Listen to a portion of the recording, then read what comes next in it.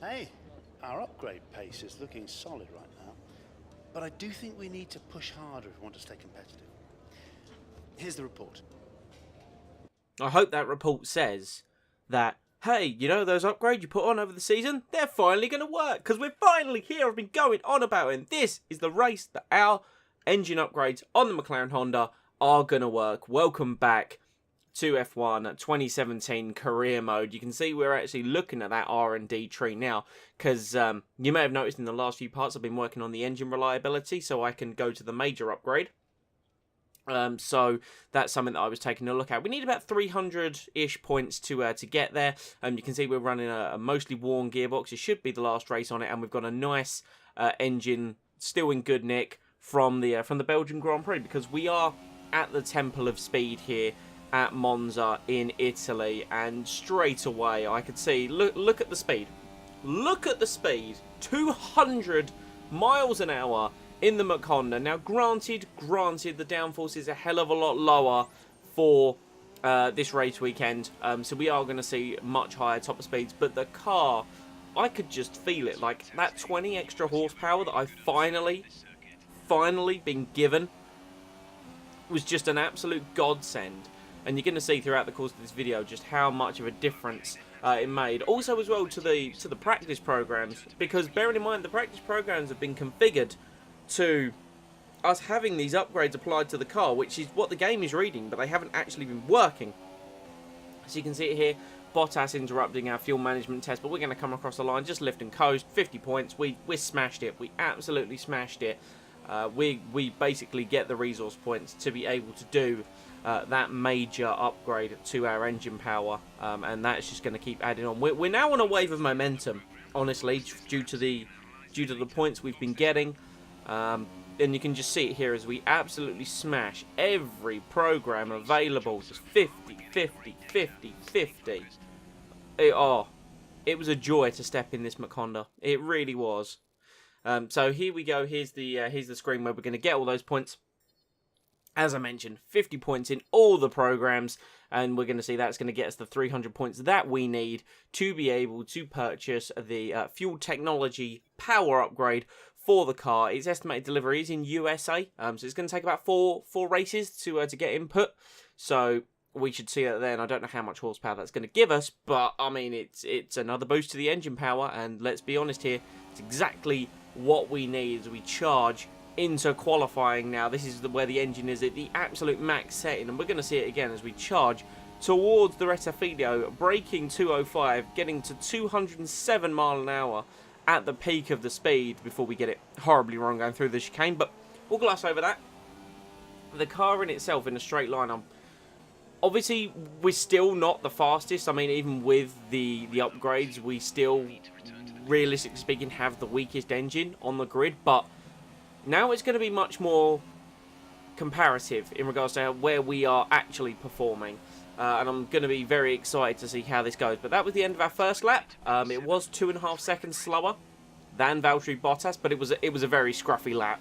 And we went out for another run right at the end of the session, as you're going to see here. And we're going to absolutely just destroy that lap time. But where's it going to put us? That's the question that we need to ask as we now come through up to the first chicane, and we're going to charge towards the first sector split. As we come across here, just look, we're almost half a second up, just going through the first chicane now. And we're only half a second down on the time, get it nicely through the chicane. Look, we're even 6/10 up at this point.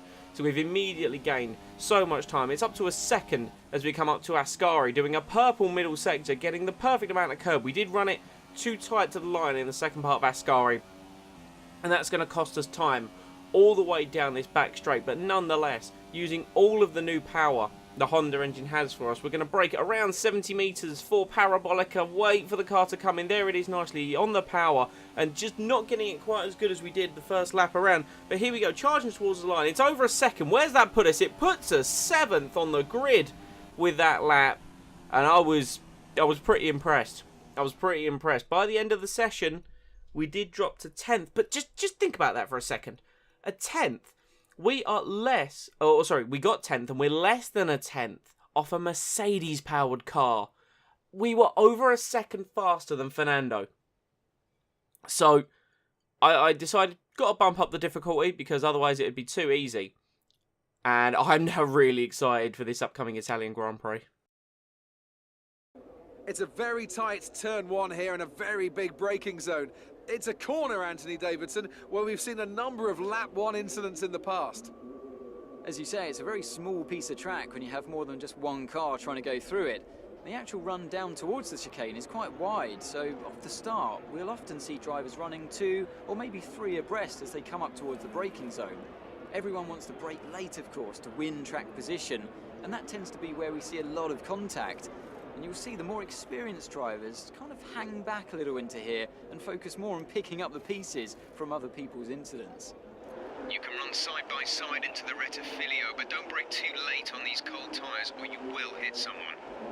Yeah, of course, the first corner here at Italy has seen a number of crashes over the years. The team suggesting a one-stop, super soft onto the mediums. Realistically speaking, the one-stop has worked wonders for us throughout the course of this season. I have nothing to lose, so we'll see. Obviously, they really underfueled me. I don't know why.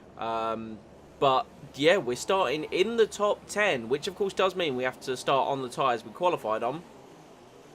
But I mean, jumping up from our normal position in like the bottom 4 into the top 10 is certainly something.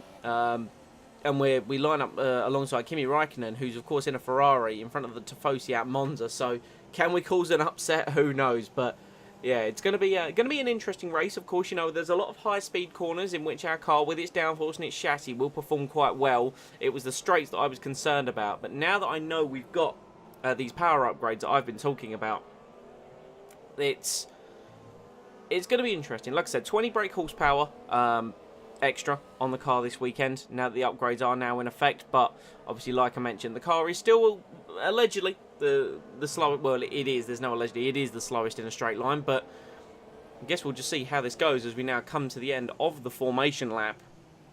And this is where the tension starts building. We're actually, like, if the race finished, we'd get a point right now. You know, finished before it starts, I know, but slipping into the grid start of one of the most legendary circuits on the Formula 1 calendar.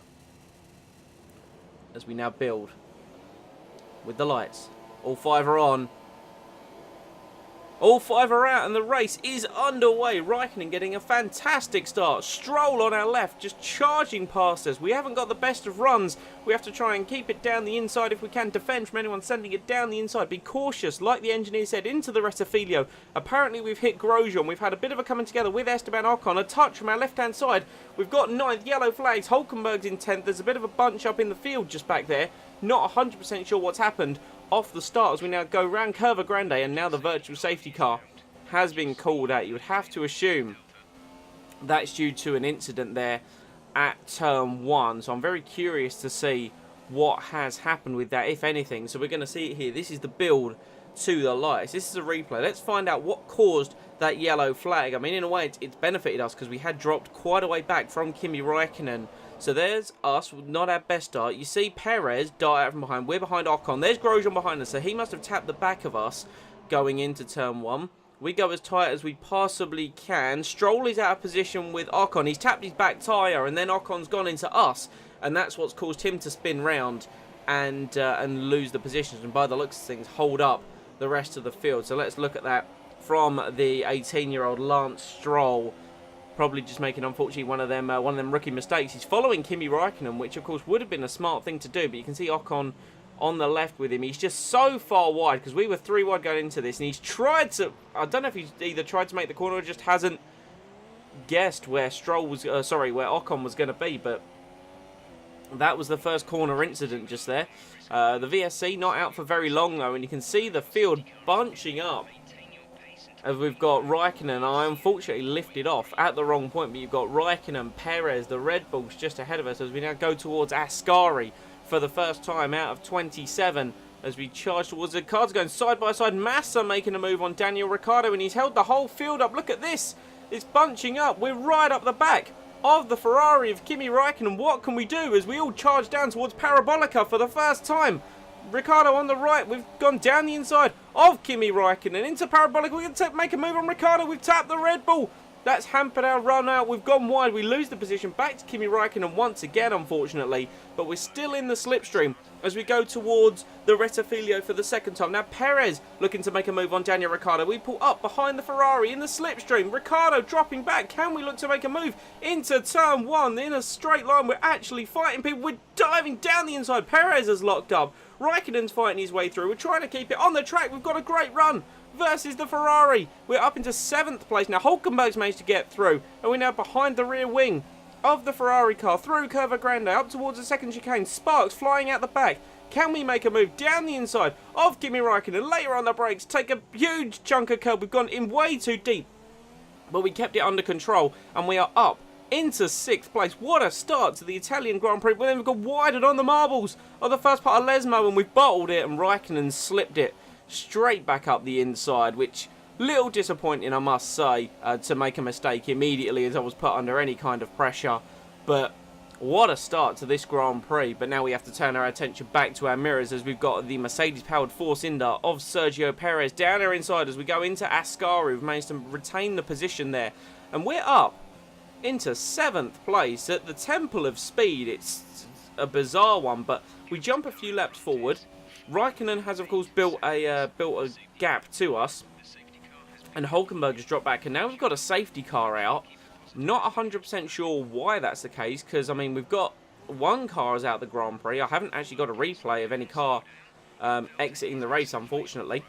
And there's Grosjean, so we've had that confirmed that Grosjean is out of this race for whatever reason.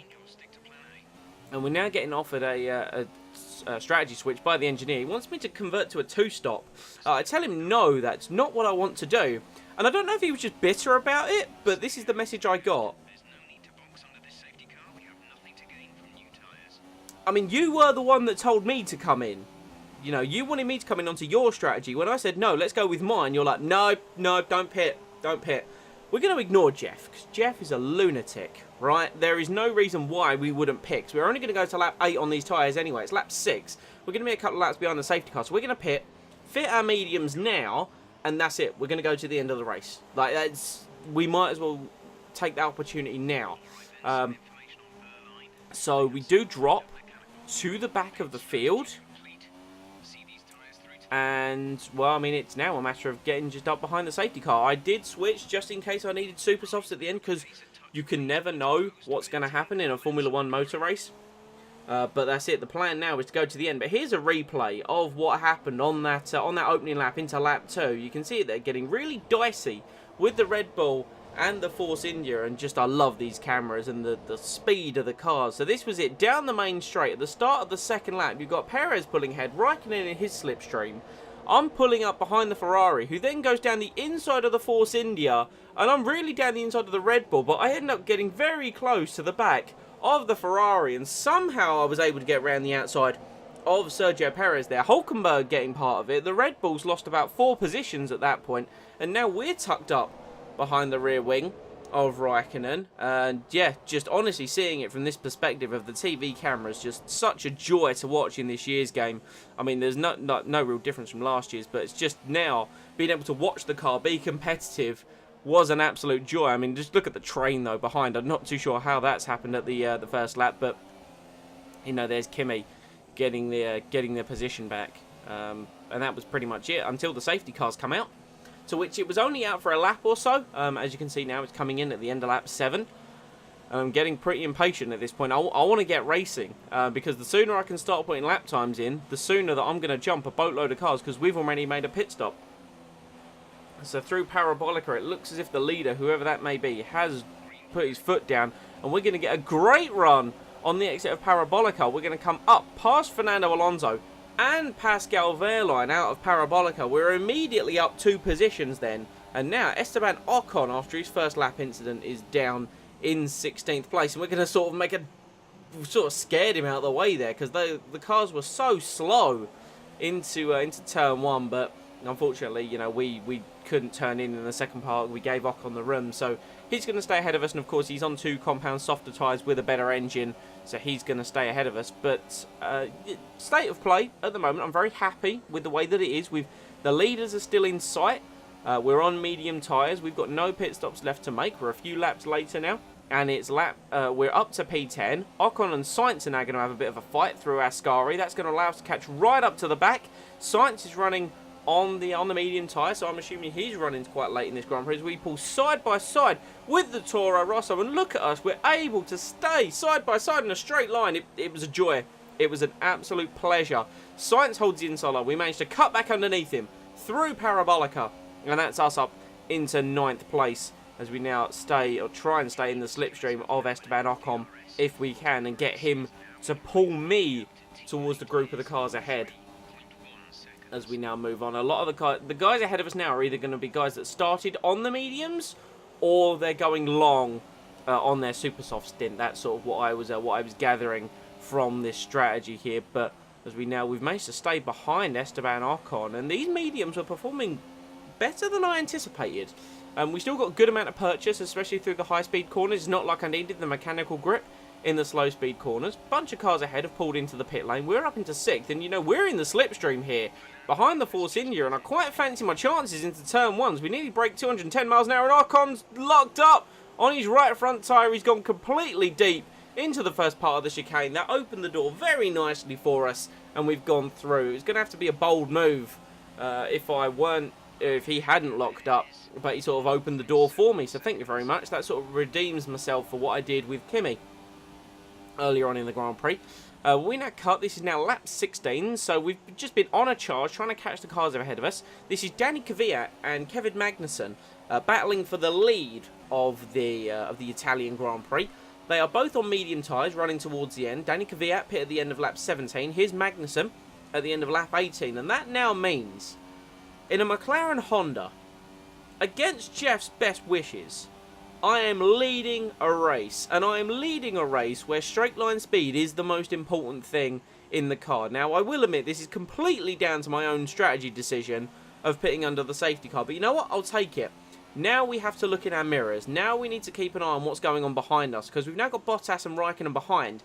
You saw I took the lead on lap 19. You thought that the cars would have caught me and gobbled me up. But no. With 3 laps later, and they're still behind us. Now, they have closed ever so slightly. You can see the Mercedes, as I look back ever so slightly, in our rear-view mirrors, but we're not going to make this easy for him. I'm now at the point where there's only 5 laps to go in this race, and unlike in previous races where I've just sort of rolled over and let the leaders go through, that's not happening now. This is a legitimate fight for perhaps a win at the Temple of Speed, and, you know, we're going to take it. Now, of course, our tyres are older than the tyres on the Mercedes behind us of Valtteri Bottas, so he's going to have a bit more bite and a bit more purchase on those tyres, and more to the point, he's also going to have a good run out of the second Lesmo as he goes to the outside. Raikkonen's caught up and he's going to go to the inside. It's 3 wide into Ascari, who's the last of the late breakers. We feed it through the 2 cars and we retain the lead of the Italian Grand Prix at the first opportunity those cars got. Let's take a look at that one more time, because my God, that was truly, that could have been a catastrophic accident. But thankfully, due to the calibre of the drivers, no one was out of the race. But unfortunately, this looked to be the number 1 overtaking spot, because Raikkonen now moves to the outside on lap 23 and he's pulled most of the way ahead. We're going to keep it though, only 2 wide, and we forced him to the outside, and we retain the lead once again as we go through Ascari. And I think he's lost a little bit of time behind me. He's still in the slipstream though, so I don't think he can have a look into Parabolica. But he's going to have DRS going down the main straight. And this is the closest they're going to have been since I took the lead of the race when it comes going down towards the Rettifilio. So you can see on the indicator arrows just there, we try and hold it middle of the circuit. Raikkonen goes to the inside early. He's made his choice as we charge towards turn 1. There was a yellow flag for a car on the left. Green flags, we go into the braking zone. Raikkonen making a huge gamble deep on the brakes. We go wide and just managed to hold the position and get the better exit as Bottas now tries to go past Kimi Raikkonen once again. So he's trying to make the move stick, but he's also got to look at his mirrors, because he could easily end up first or third, and he can't put a foot wrong as those 2 cars now go side by side towards the second chicane. We just park it in the middle of the road to not allow either one of them any opportunity at getting past us. Unfortunately, we went very wide at our exit on the second Lesmo. This is where we were the most vulnerable, and unfortunately Raikkonen was able to pull alongside much earlier this time around, and he's managed to completely pass me going into Ascari, and this lap it just wasn't possible.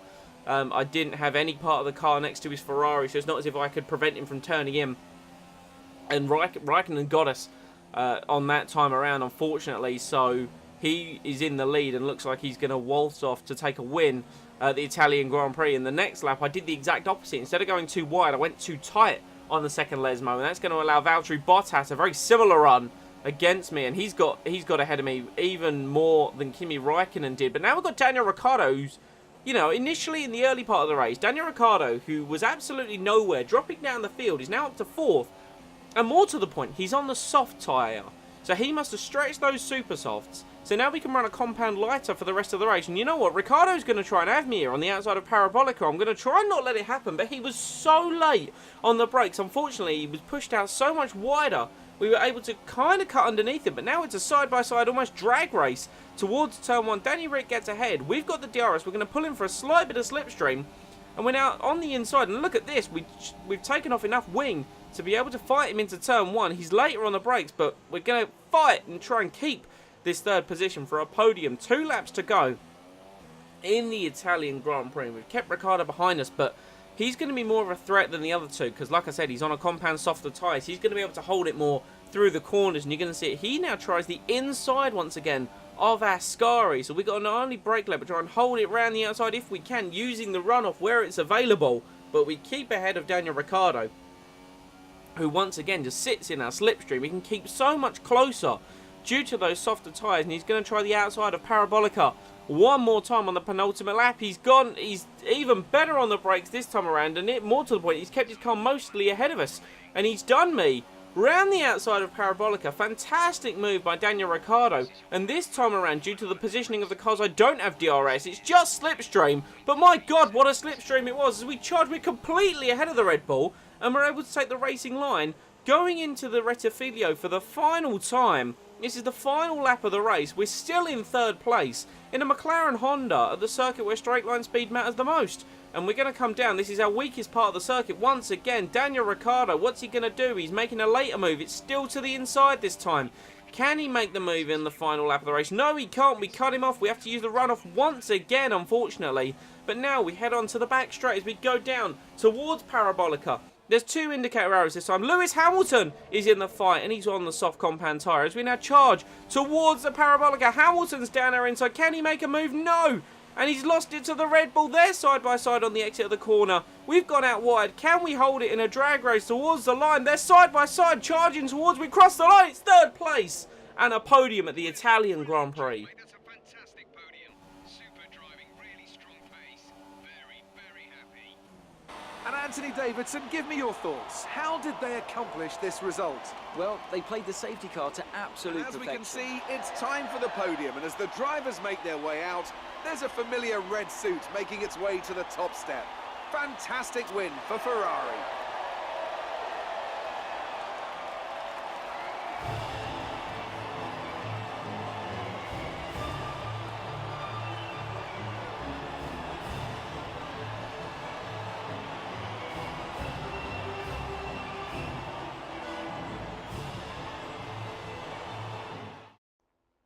Well, look at that. Look at that. 3rd place, a really hard fought 3rd place at the Italian Grand Prix. Lewis Hamilton managed to pip Daniel Ricciardo by 18 thousandths of a second across the line. He ran a 2-stop, and so did Seb Vettel. Clearly not the strategy to run today. The 1-stop, obviously all 3 podium sitters doing the 1-stop. Myself taking full advantage under the safety car to be able to hold that 3rd spot. So Kimi Raikkonen won the race, of course, by Valtteri Bottas. We then come home 3rd with Hamilton, Ricciardo, Hülkenberg, Kvyat, Vettel, Magnussen, and Verstappen making the rest of the top 10. And what a race. First race after the upgrades finally take effect, and it's a goddamn podium at the Italian Grand Prix. I mean, I'd love to credit the driver, but I think the strategy played a huge part of it. Honestly, like the timing of the pit stop was to absolute perfection. As we take a look, that moves us up to 9th in the driver's standings. We displace Romain Grosjean of Haas, so we now move up. We got 46 points. Now, obviously, Vettel leads the way. He's 21 points clear of Lewis Hamilton with Kimi Raikkonen and Valtteri Bottas. So 2 by 2, as you'd expect. Then you got Ricciardo, and then Massa performing well in the Williams. And that result has actually allowed us as a team, with my 46 points, I say as a team, they're my points. We've jumped Renault in the constructors. We're now 7th, surprisingly. I mean, we're on a points run. We're on a point streak, and the more it can continue, the happier I will be. There's our resource points. We need to start building those back up, because obviously now that we know the upgrades take effect, we need to get more of them. But you can see here as well, we beat Wehrlein in our rivalry. So I think that's the last of scrapping with like Saubers and McLarens. I think we're going to move on more towards the midfield for our next rivalry. But that's it. That's the Italian Grand Prix. We finally have the upgrades, and what a difference it made. What a difference it made for our competitiveness. We move on to Singapore next time out. So street circuit. Will it be as insane as the race was in real life? I have no idea, but all I know is that the car is going to be more suited to Singapore than it would be Monza, let's say. But thank you very much for watching. Leave a like if you did enjoy, and comment any feedback down below. Subscribe to be notified about the new content coming to the channel. I'll see you guys next time.